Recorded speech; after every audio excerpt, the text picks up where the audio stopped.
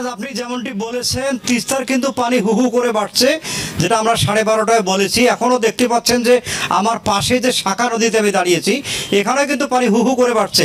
যেখানে আমি দাঁড়িয়েছি এখানে 12:30টায় কিন্তু পানি ছিল না, এখন কিন্তু পানি বাড়তেই আছে। আমরা খোঁজ নিয়ে দেখেছি যে রংপুর অঞ্চলের যে 19টি নদী রয়েছে, দুধকুমর থেকে শুরু করে তিস্তা, ধরলা থেকে যত নদী রয়েছে সব নদীতে কিন্তু পানি বাড়ছে। আপনি দেখতে পাচ্ছেন যে পানি উন্নয়ন বোর্ড থেকে আমাদেরকে জানানো হয়েছে, যদিও এখানে গজলডাবা থেকে শুরু করে এখানে আমাদের ডালিয়া পয়েন্টের সকল বাঁধ খুলে দেওয়া হয়েছে, সে কারণে কিন্তু পানি আরও তীব্রতা এখানে বেড়েছে। শুধু নদীর স্রোত বাড়ছে, স্রোত বাড়ার কারণে কিন্তু ভাঙনও দেখা দিয়েছে। আমরা অনেক এলাকায় খোঁজে দেখেছি, আমরা 12:30টায় যেমন বলেছি যে এখানে কৃষকরা বিপাকে পড়েছে, এখানে যারা তিস্তা পাড়ের মানুষ রয়েছে, বিভিন্ন নদী পাড়ের মানুষ যারা রয়েছে তারা কিন্তু বিশেষ করে গোখাদ্যের সমস্যায় পড়েছে। এখানে গরু ছাগল নিয়ে তারা বিপাকে পড়েছে। অনেকে বলেছে যাদের মাছের ঘের ছিল, হঠাৎ পানি বৃদ্ধি পাওয়ার কারণে কিন্তু অনেকের মাছের ঘের তলিয়ে কিন্তু এখানে মাছ তারা নদীতে চলে গেছে, সেক্ষেত্রে তারা ক্ষতিগ্রস্ত হয়েছে।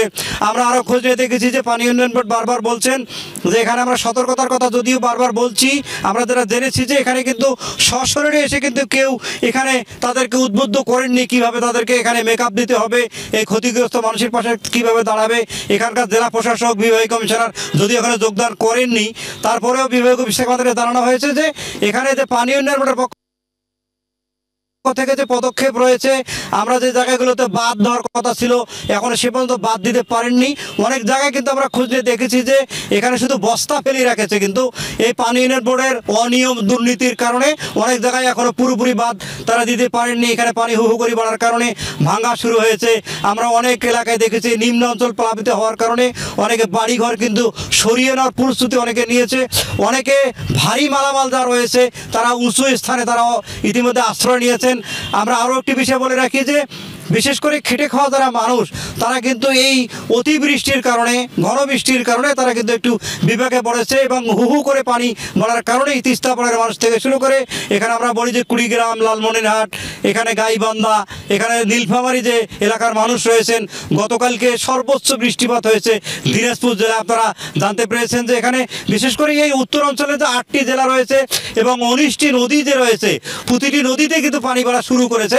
যদিও এখনো বিপদ সীমার কোনো জায়গায় একটু অতিক্রম করেছে, কোথাও নিচে রয়েছে, সব মিলে কিন্তু তিস্তার অবস্থা এখন ভয়াবহ। যদি এভাবে থাকেই তাই এখানে পানি উন্নয়ন বোর্ড আমাদেরকে জানিয়েছেন এবং আবহাওয়া বারবার বলছেন যে বৃষ্টিপাত যদি আরও বেড়ে যায় সব মিলে কিন্তু তিস্তার পানি আরও বাড়বে, এলাকায় আরও ক্ষতিগ্রস্ত এলাকার মানুষ হবে।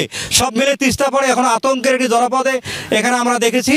তবে এখানে যদি গজলডাবা এবং এখানে বাঁধগুলো বন্ধ করে দেওয়া হয়, এখানে যদি জলকাবাটগুলো বন্ধ করা হয় সেক্ষেত্রে পানির তীব্রতা কমে কিন্তু এলাকার মানুষ একটু শান্তিতে থাকতে পারবে। রাজ।